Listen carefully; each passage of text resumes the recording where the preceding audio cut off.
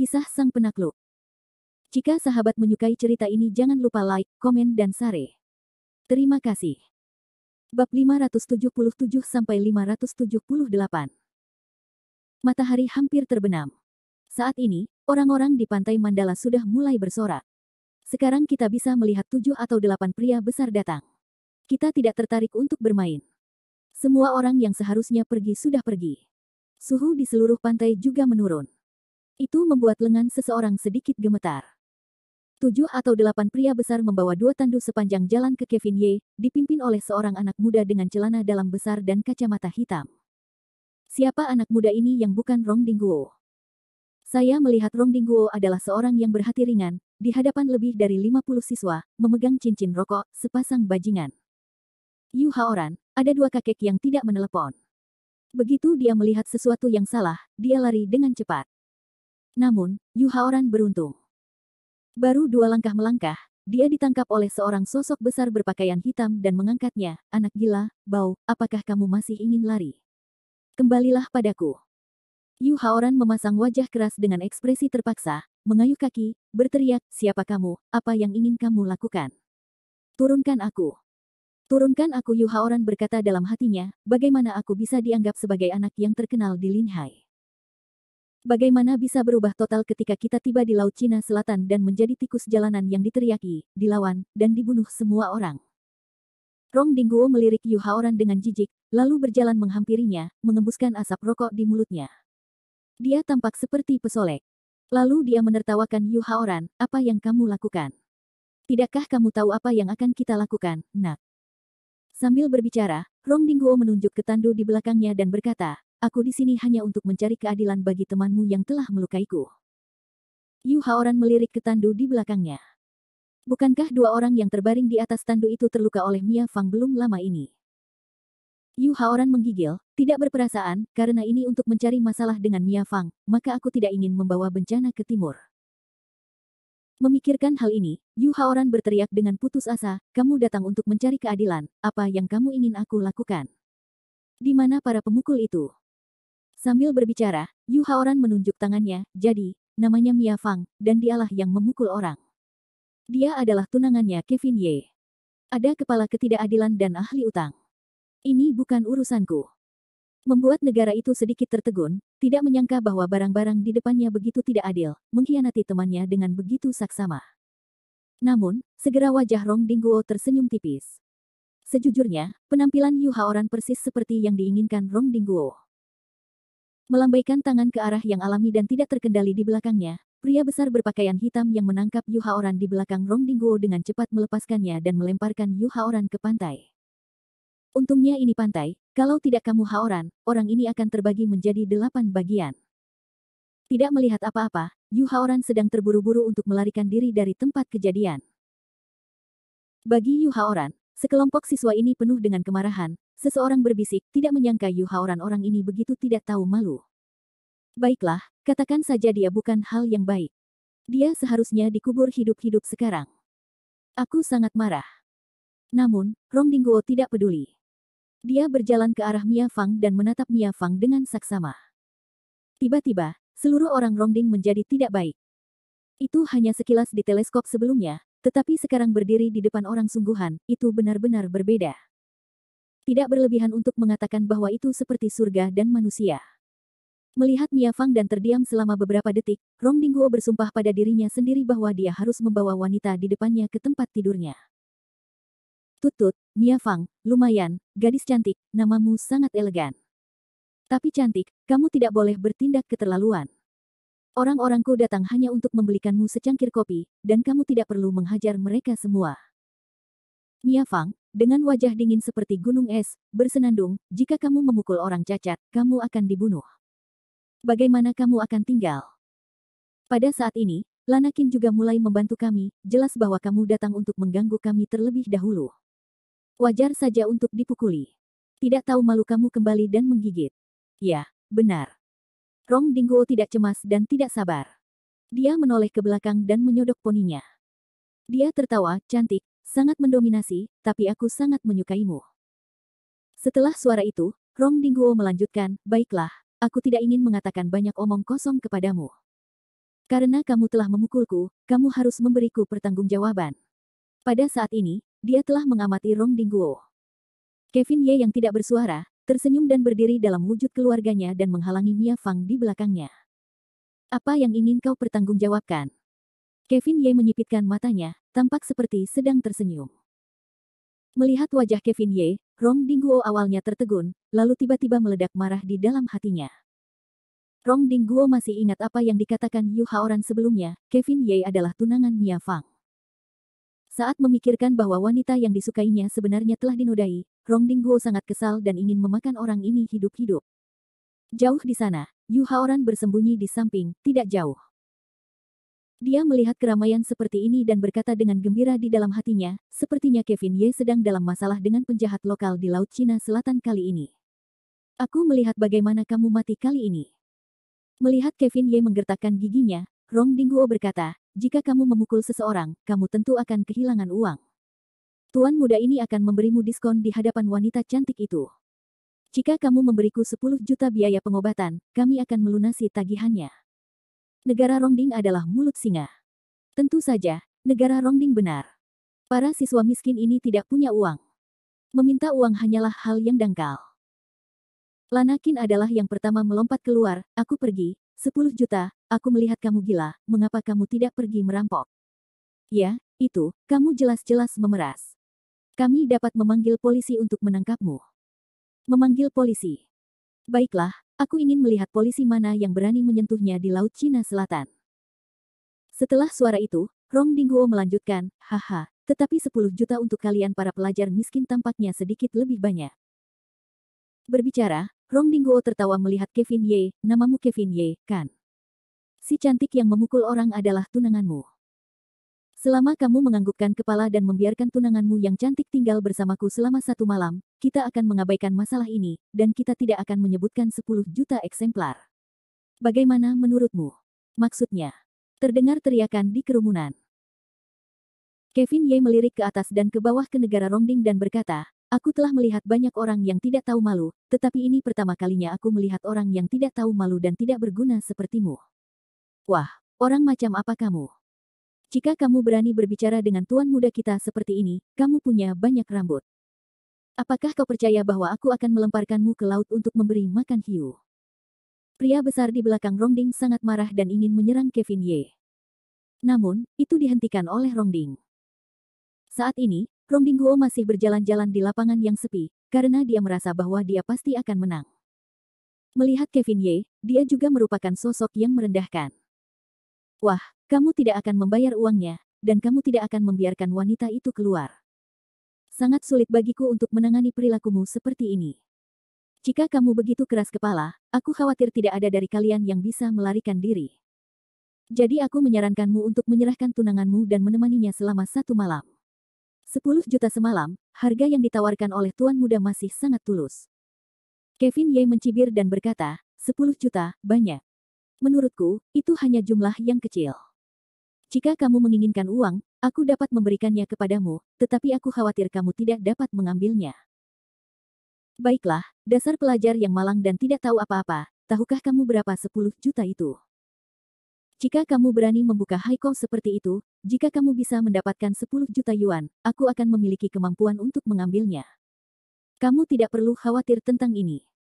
Pada saat ini, kerajaan Rongding tampaknya baru saja naik bersama Kevin Ye. Kata-katanya kekanak-kanakan. Kevin Ye berkata sambil tersenyum, membuat 2 orang baik berpura-pura sakit dan berbaring di atas tandu untuk memeras 10 juta yuan. Kamu benar-benar berpikir kamu bisa berjalan. Aku khawatir bahkan jika kamu dapat menutupi langit dengan 1 tangan di Laut Cina Selatan, sulit untuk mengatakannya. Bocah bau, kentut anjing macam apa yang kamu pakai? Jika aku tidak menunjukkan sesuatu yang ganas kepadamu, kamu tidak tahu bahwa Tuan Ma memiliki 3 mata. Bagaimanapun, dia tidak dapat menghentikan negara untuk datang. Bagaimanapun, dia tidak menghentikan Fei Rong untuk datang. Dalam hati Rong Dingguo, dia harusnya yakin dengan anak laki-laki di depannya, dan membiarkannya mengangguk patuh pada tunangannya, yang lebih menyegarkan daripada bermain dengan begitu banyak wanita cantik. Namun, sesuatu yang tidak terduga terjadi pada Rong Dingguo. Sebelum dia tiba di Kevin Ye, pria yang tampaknya tinggi dan kuat itu ditendang keluar oleh Kevin Ye. Tubuhnya, yang beratnya kurang dari 200 kg, terbang terbalik di udara. Selain itu, kekuatan Kevin Ye pas. Tubuh pria besar itu mendayung di udara selama beberapa saat, dan dia tidak cukup sopan untuk terbang menuju kedua tandu itu.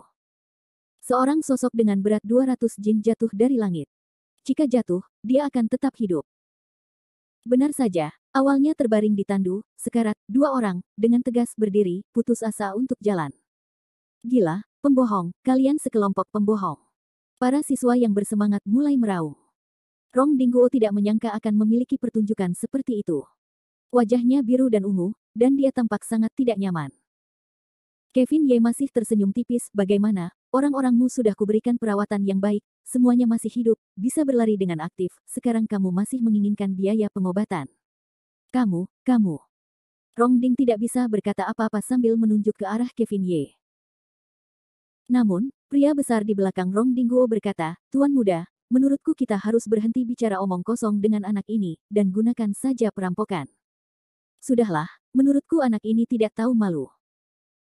Rong Dingguo menggertakkan giginya, mengangguk cepat, melambaikan tangannya, dan berpura-pura tidak berdaya, baiklah, aku tidak ingin melakukannya, tetapi karena anak ini tidak mau minum anggur, kamu bisa memberinya pelajaran.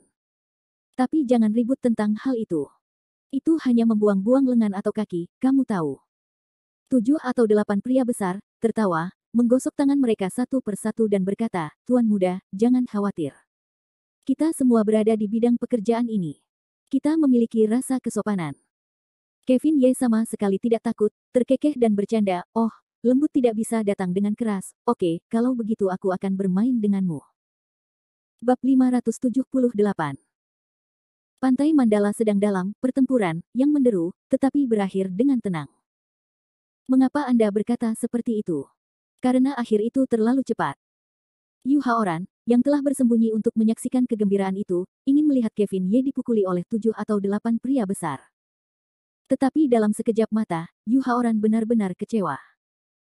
Hanya dalam waktu kurang dari 10 detik, semua orang hanya mengedipkan mata, dan melihat 7 atau 8 pria besar berpakaian hitam tiba-tiba jatuh ke tanah, mengeluh tanpa henti.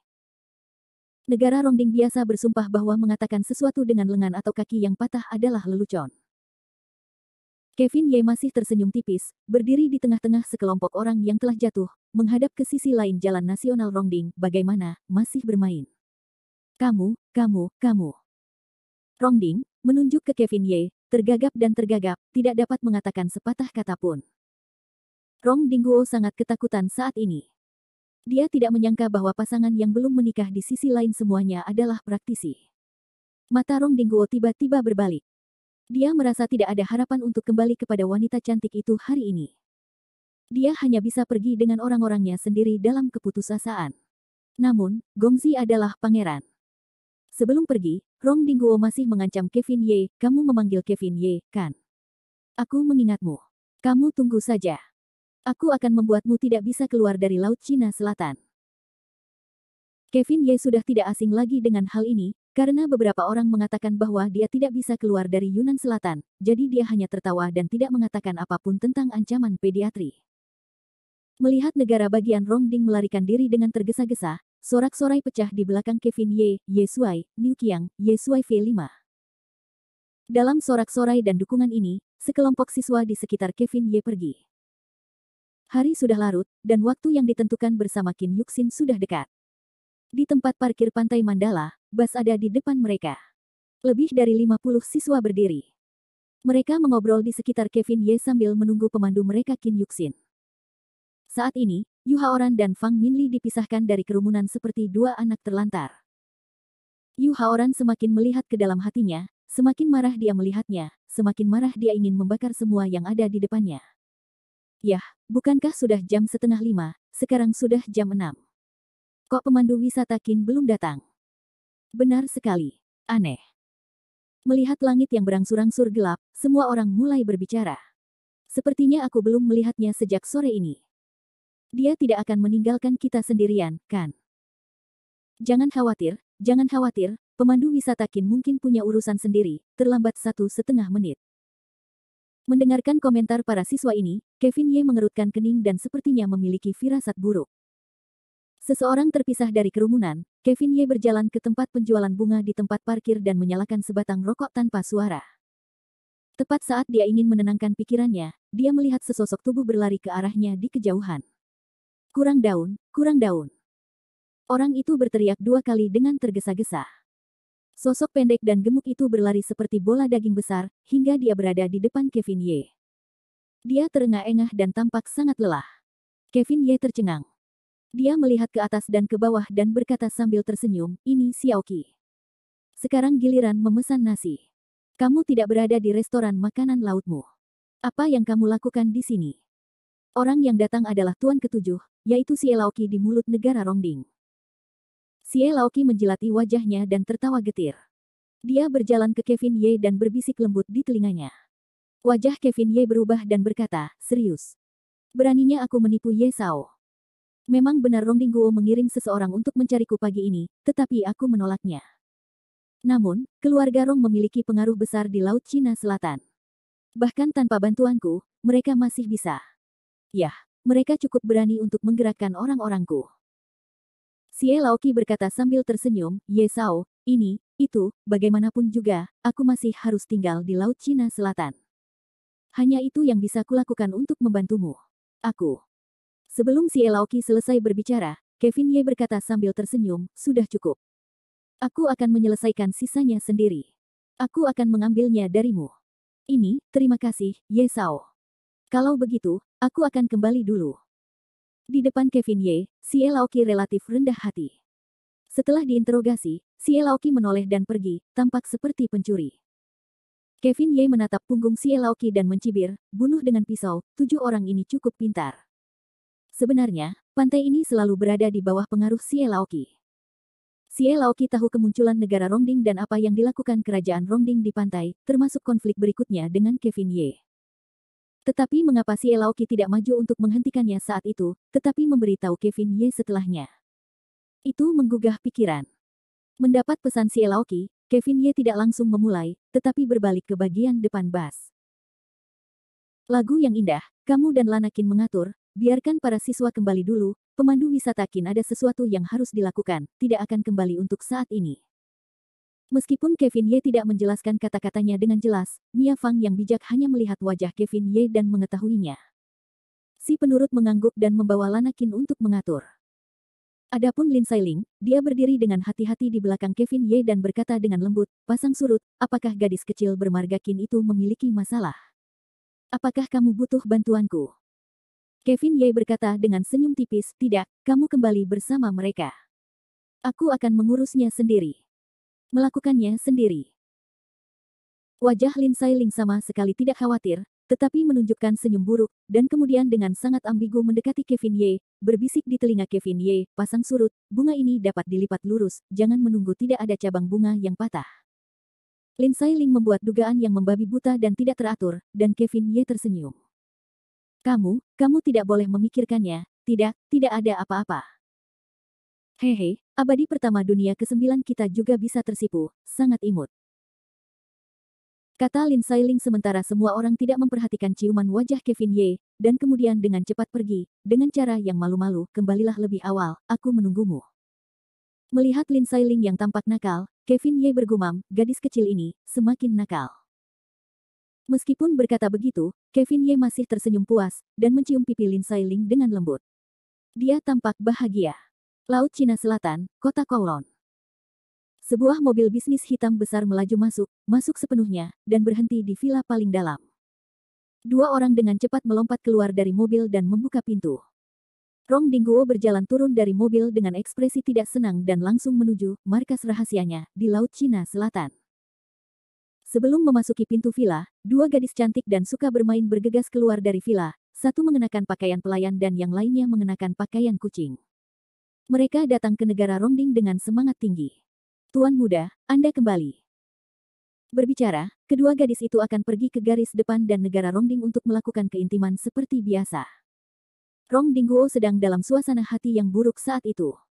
Dengan lambaian tangannya, dia dengan dingin mendorong 2 orang itu menjauh, "Pergi, jangan ganggu aku. Aku sedang dalam suasana hati yang buruk hari ini." Melihat wajah Rong Dingguo yang muram, kedua gadis kecil itu ketakutan dan menggigil. Mereka tidak berani mengikuti Rong Dingguo kembali ke rumah. Tepat ketika mereka tertegun, mereka mendengar suara gelas dan piring pecah di villa, diikuti oleh raungan marah Rong Dingguo, "Sialan, sialan, kalian semua sialan." Orang-orang kulit hitam yang melindungi negara Rongding saling memandang, menundukkan kepala, dan berdiri dengan kesal di belakang negara Rongding. Mereka tampak seperti anak-anak yang telah melakukan kesalahan. Rong Dingguo berbalik dan mengutuk, "Kalian semua sampah, kau bahkan tidak bisa membersihkan seorang siswa miskin. Apa gunanya tuan muda ini?" Jika dia gagal membawa Mia Fang kembali, Rong Dingguo akan marah besar, seolah-olah dia telah kehilangan harta karun. Dia melampiaskan semua amarahnya pada pengawalnya. "Tuan muda, kami tidak menyangka anak itu begitu kuat. Bersikap sofistikasi, kamu masih sofistikasi, marah sampai mati tuan muda ini." Setelah itu, Rong Dingguo mengambil cangkir teh dan membantingnya ke arah orang-orang besar berpakaian hitam. Kelompok orang-orang besar berpakaian hitam ini bahkan tidak berani menghindar, jadi mereka membiarkan Rong Ding menghancurkannya.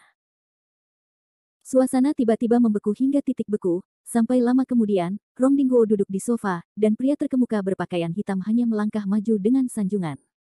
"Tuan muda, jangan begitu marah. Meskipun kita tidak menangkap Mia Fang itu, kita tidak mendapatkan apa-apa hari ini. Bukankah jalang kecil bermarga Qin itu sudah dibawa kembali oleh kita?" Setelah jeda, dia melihat ekspresi Rong Dingguo. Dia melanjutkan, "Tuan muda, apakah menurutmu aku akan mempersiapkannya dan membiarkanmu menikmatinya nanti?"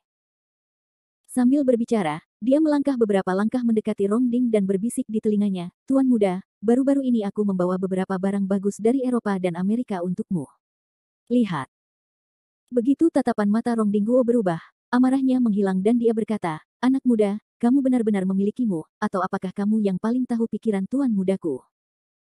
Kata Rong Dingguo sambil melambaikan tangannya, "Hanya saja, Mia Fang dan seterusnya besok tuan muda ini harus membersihkannya. Malam ini, tuan mudaku akan membawa wanita jalang bernama Qin untuk membuka operasi dan mencoba obatnya. Hei, tuan muda, aku akan mengaturnya sekarang, dan aku akan memastikan bahwa kamu sangat kuat dan bertenaga malam ini." Mendengar ini, Rong Dingguo tidak sabar untuk menggosok telapak tangannya dan berkata, "Pergi, pergi, dan panggil 2 pelacur kecil itu ke sana. Aku akan memainkan naga dan 3 burung phoenix malam ini, baiklah, lihat saja. Aku akan memberikannya kepada tuan muda, dan kau akan melakukannya dengan benar."